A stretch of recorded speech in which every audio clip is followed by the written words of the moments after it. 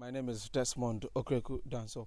Now, there have been reports of attacks and thievery happening at Kwapro, and it's been a situation that's been around for quite a while.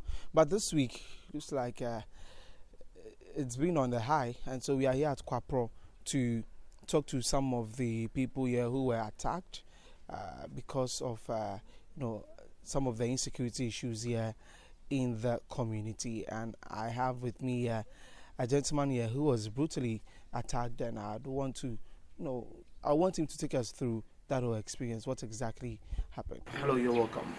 Thank you. Your name is? I'm Kwasi. Okay. You are in this hostel? Yeah. I don't live in this particular hostel, but then I live around. Okay. We understand that you were attacked. Take us through that whole situation. Oh, okay. It was, I guess it was on the 31st of this same month, Thursday. I mean October. Yeah, 2019. I went out to purchase food. So, in my return, I was on a call by then, and then I had my cell phone placed behind my back pocket. So as I headed towards home, I heard another guy intruding saying I should give him my phone. It wasn't a request from him actually. All I realized was he was in the process of removing the phone out of my back pocket. So I tried to battle things out with him, try to snag the phone from him, and then since he had the first hold, he was able to grip it better than I did. Until he tried running with it. I tried to chase him. After about 3 seconds, I grabbed him by his behind. That's his waistline, and then with the belt. So then he turned and then began throwing punches straight into my face. It was night though, but then I tried dodging a few, and then when the punches got hard, I tried retaliating harder, as hard as I could. But then I wasn't expected to fight back. It was the phone I needed. It was the phone I needed. So what time are we talking about here? It was quite late, but not too late. That was around 10:25 p.m. And isn't it quite late for you to be moving around in a place like this? I had no fears at all, and then by then people were around, so I didn't have fears initially. Is it the first time you've been attacked in this place? Probably it is. But you've heard from others, who go through, these attacks from these thieves. It happens most often, and with the one I remember most, last 2 semesters, a cousin of mine living in this same hostel was attacked, not too far away from where we stand now.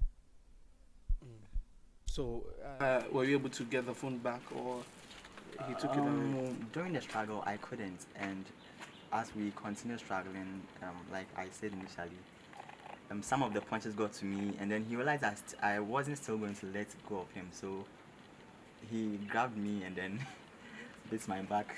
He bit you? Yes, please. He bit your back? Yeah, and then it was getting too brutal, so I tried retaliating in how I could. All this while I was shouting on top of my voice, thief, thief, thief. So I was calling on the help of others to come around because I knew people were around. Until about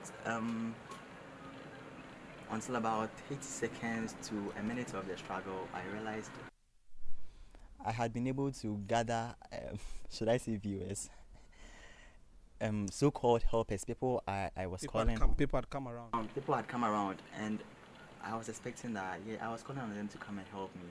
They came around, and shockingly, no one asked a question. Like, what's going on or what's happening? No one did ask any question. So you mean during the struggle, people came around and they were watching? Call on the help of people, and then people came around and then they were watching as if they were watching the fight. And as it continued, I was still saying, the guy is taking my phone away. He snagged my phone, so you guys should help me. Then no one was saying anything, so I was shocked.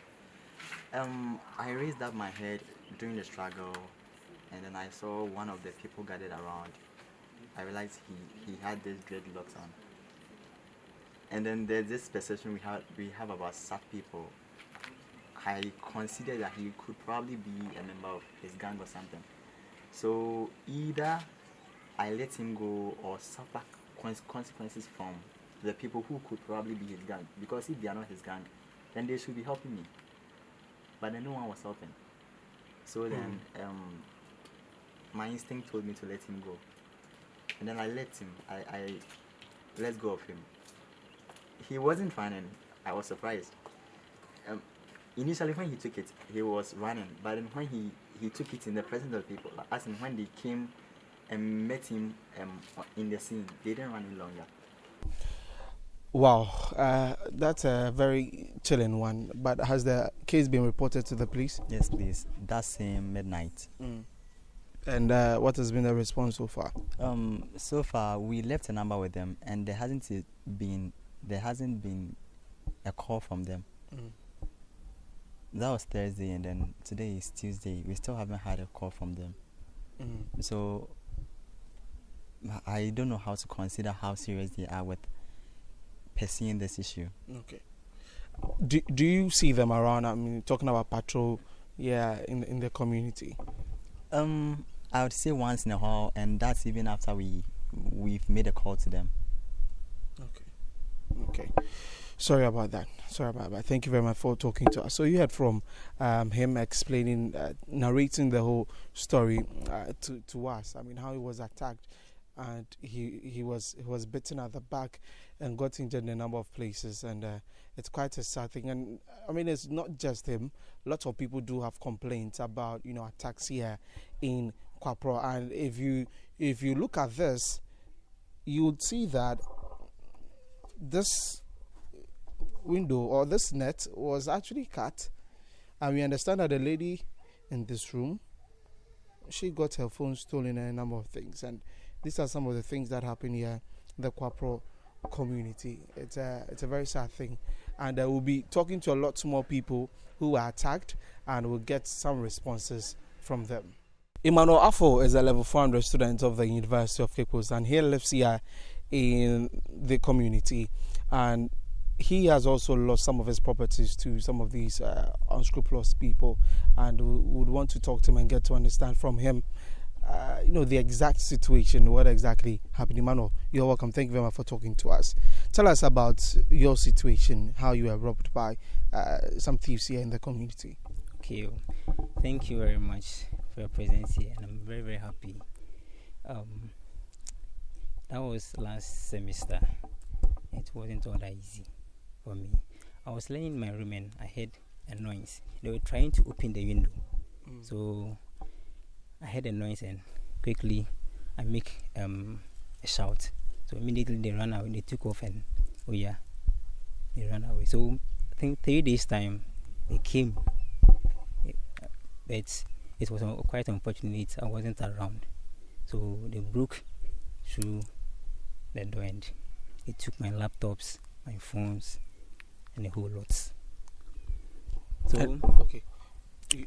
I think 2-3 weeks time I was able to purchase another phone and then a laptop. I don't know how they came to know that I was able to purchase those kind of items. So they also came, and it was quite unfortunate again. I was having a quiz, so I couldn't sleep there. I went to science. I went to a school campus to learn. The same thing happened. And they took my phones and my laptop. So they stole from you twice? Twice. Was it reported to the police? The police were aware of it. I took the matter to the police station. There's still no response from them? No. Wow. So what time would you consider as dangerous, moving about here in Kwapro?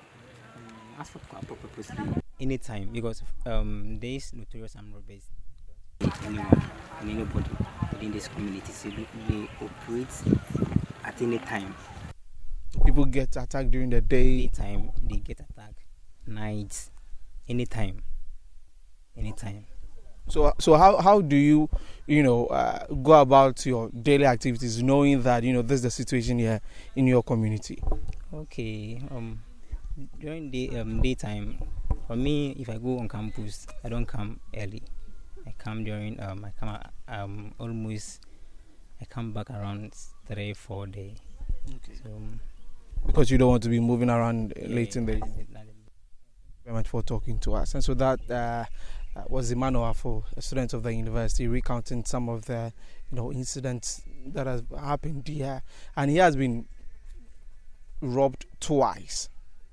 He's lost several items to these robbers. So this part of the light we're throwing here in this community, the insecurity issues here in the Kwapro community.